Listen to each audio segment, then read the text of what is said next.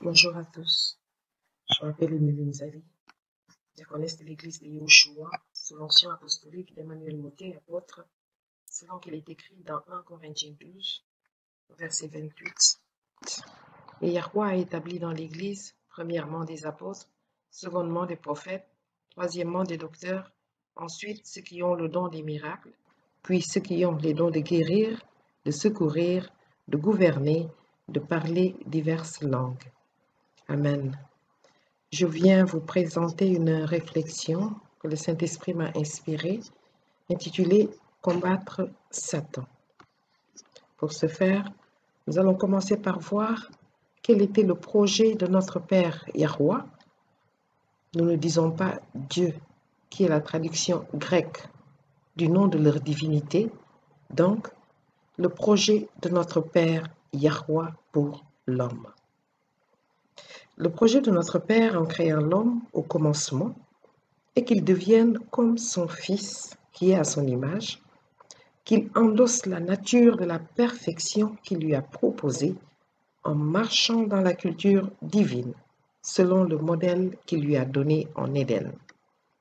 Nous lisons Genèse 1, verset 26.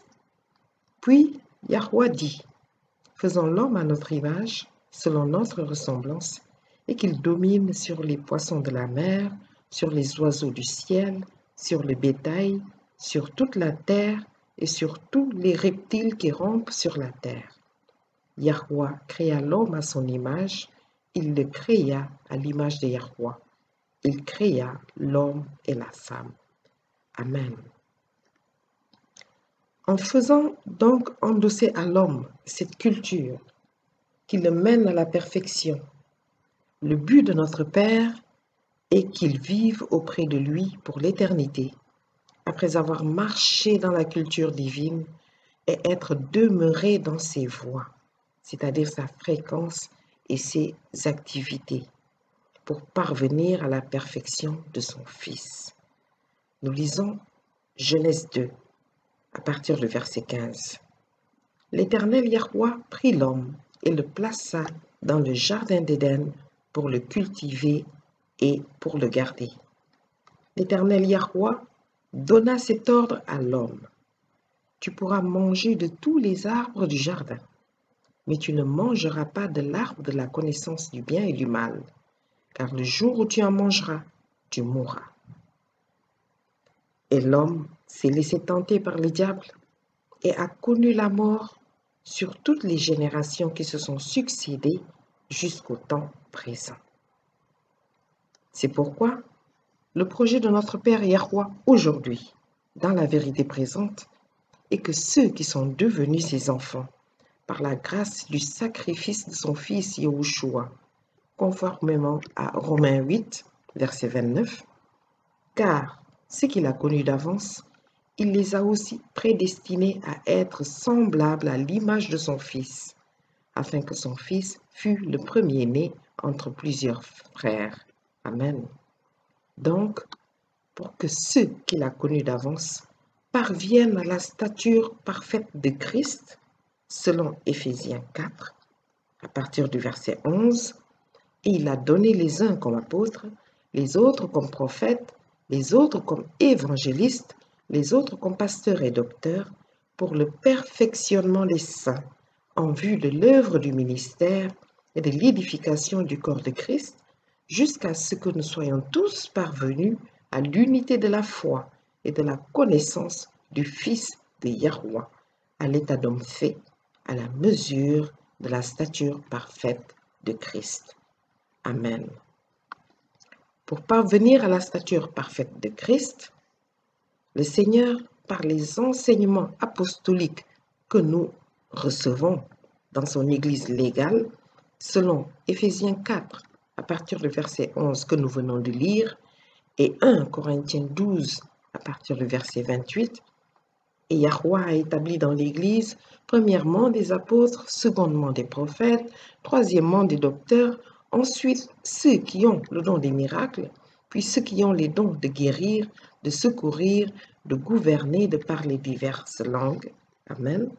Donc, par les enseignements apostoliques que nous recevons dans son Église légale qui a été établie conformément au verset que nous venons de lire, le Seigneur nous donne les moyens d'y parvenir par la guerre spirituelle contre le diable, par la prière respiratoire, en demeurant dans les voies du Seigneur que sont sa fréquence, en restant toujours connecté à lui pour connaître sa volonté parfaite et ses activités, son action, les activités que nous avons à mener pour grandir dans la foi, pour que Christ puisse grandir en nous. Ainsi, nous pouvons lutter contre le vieil homme, celui du péché, vers lequel Satan a orienté l'homme par le moyen de la désobéissance à notre Créateur et Père. Par ces moyens donc, nous pouvons parvenir à la stature parfaite de Christ en chassant les ténèbres en nous pour laisser jaillir la lumière de Christ qui permet à notre Père de le reconnaître en nous et de venir nous chercher par l'enlèvement, tel que décrit dans 1 Thessaloniciens 4, verset 17.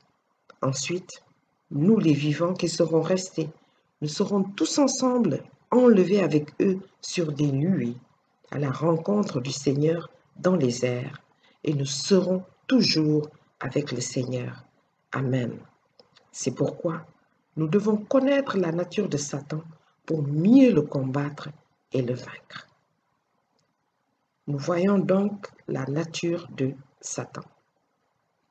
Depuis le jardin d'Éden, Satan ne fait qu'attaquer sans cesse l'homme pour le perdre, de la même manière qu'il a occasionné sa chute en Éden. Et il continue à le tenter dans la vie quotidienne. C'est un menteur. Tout ce que Satan dit est faux. Il ne peut que mentir. Il va toujours tenter de nous faire oublier notre véritable nature pour souiller notre robe, pour nous empêcher de produire la nature de Christ qui entraînerait la séparation radicale entre la lumière et les ténèbres. Nous lisons dans Genèse 3, à partir du verset 1, « Le serpent était le plus rusé de tous les animaux des champs que l'Éternel Yahweh avait fait. Il dit à la femme, « Yahweh a-t-il réellement dit, vous ne mangerez pas de tous les arbres du jardin ?» Il s'agit là d'une suggestion par le doute et l'ambition en altérant la vérité, faisant oublier à l'homme son statut et son autorité qu'il a reçu de notre Père, de son Créateur. Nous poursuivons avec le verset 4. Alors le serpent dit à la femme, « Vous ne mourrez point », ce qui est un mensonge, puisque désobéir à notre Père, désobéir à la volonté du Créateur revient à choisir de mourir. Nous avons également l'exemple de Job qui, après avoir tout perdu, pour avoir été soumis à la tentation de Satan sur autorisation, sur la permission de notre Père Yahweh, a réagi comme suit, contrairement aux attentes de Satan. Nous lisons dans Job 1, à partir du verset 20, « Alors Job se leva, déchira son manteau et se rasa la tête.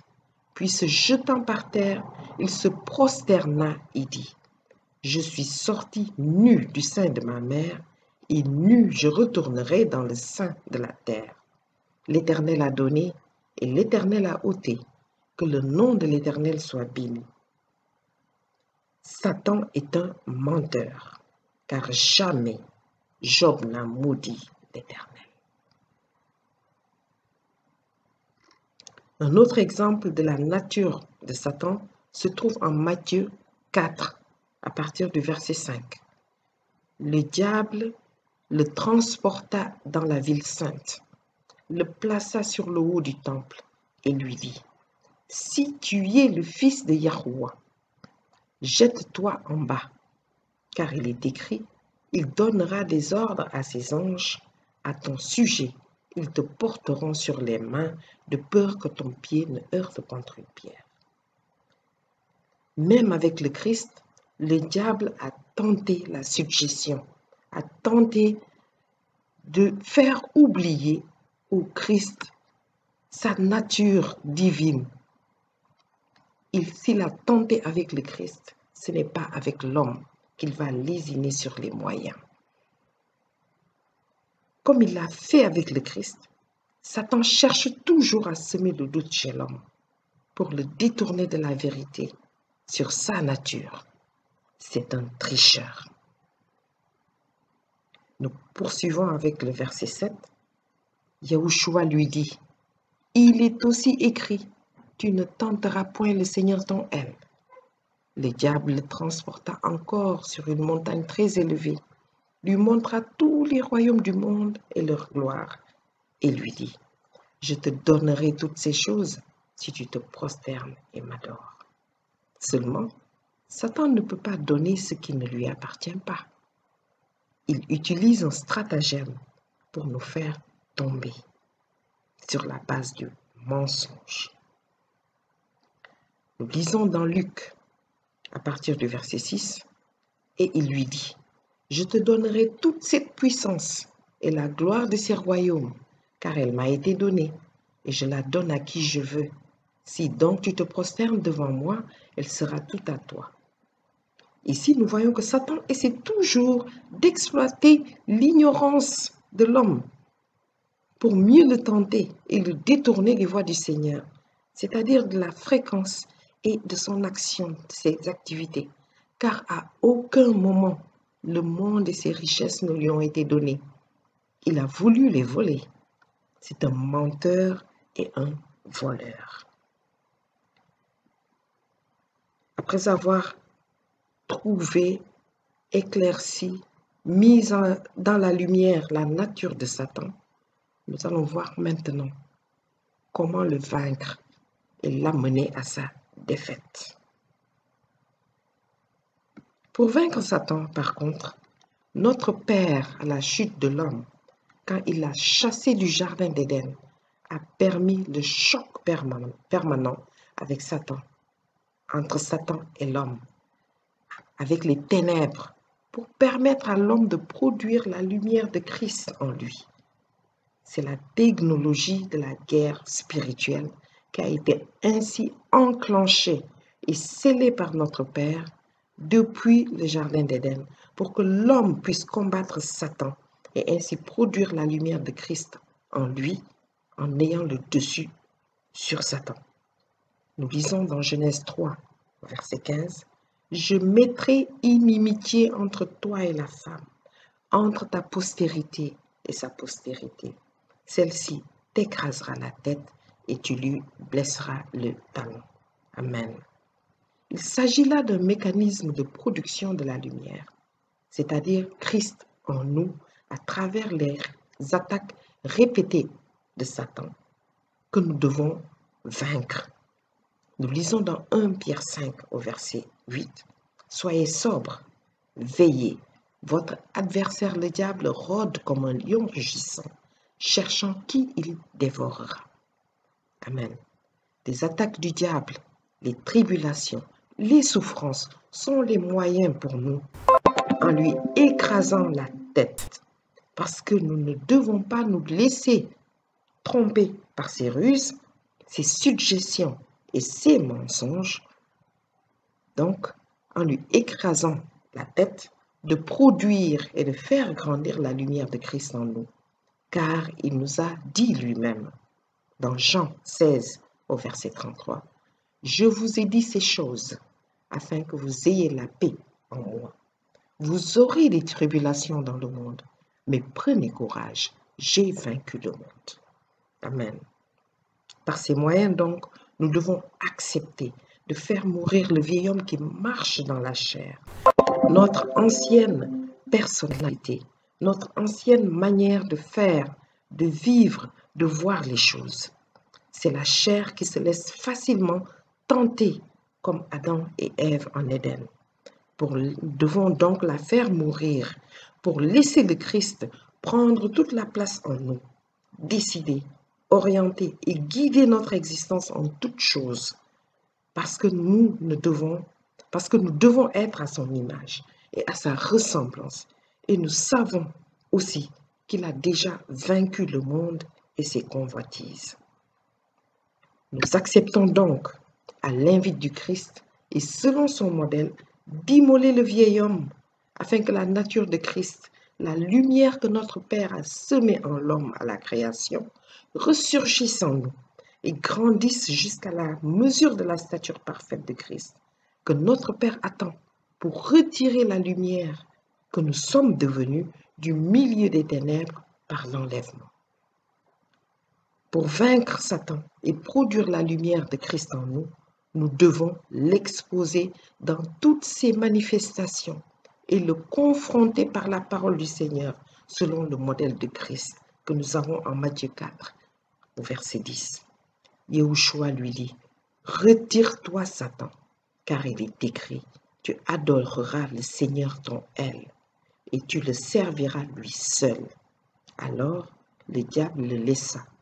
Et voici les anges vinrent auprès de Yahushua et le servaient. Amen. Satan doit être exposé dans toute son activité, car nous avons reçu la grâce de l'architecture divine par les enseignements apostoliques dans une église légale, pour devenir à notre tour, selon le modèle de Christ, des victimes dans notre chair, en laissant égorger en nous le vieil homme par la sagesse divine que nous découvrons dans Proverbe 9, verset 1. La sagesse a bâti sa maison, elle a taillé ses 7 colonnes, elle a égorgé ses victimes, mêlé son vin et dressé sa table. Elle a envoyé ses servantes, elle crie sur le sommet des hauteurs de la ville, que celui qui est stupide entre ici. Elle dit à ceux qui sont dépourvus de sens, « Venez, mangez de mon pain et buvez du vin que j'ai mêlé. Quittez la stupidité et vous vivrez, et marchez dans la voie de l'intelligence. » Amen. Et dans ce combat, pour vaincre Satan dans notre chair, nous savons que nous ne sommes pas seuls. Nous lisons dans Galates 2, au verset 20, « J'ai été crucifié avec Christ. Et si je vis, ce n'est plus moi qui vis, c'est Christ qui vit en moi. Si je vis maintenant dans la chair, je vis dans la foi au Fils de Yahweh qui m'a aimé et qui s'est livré lui-même pour moi. » Amen. C'est donc dans cette foi et dans la persévérance dans la culture divine, dans la diligence en toutes choses et en toutes situations, dans le renoncement à nous-mêmes, en demeurant dans les voies du Seigneur, c'est-à-dire dans sa fréquence, en restant connecté à sa fréquence et en marchant, en faisant toutes les activités qui nous permettent de rester connectés à lui, de pouvoir produire la lumière en nous, en produisant des fruits dignes de notre Père, les fruits de l'Esprit, que nous parviendrons par sa grâce à laisser jaillir en nous cette lumière qui représente la victoire sur Satan et qui permet à notre Père de venir séparer la lumière des ténèbres, signe de la fin pour Satan. Merci Seigneur. Merci pour votre attention. Soyez bénis. Amen.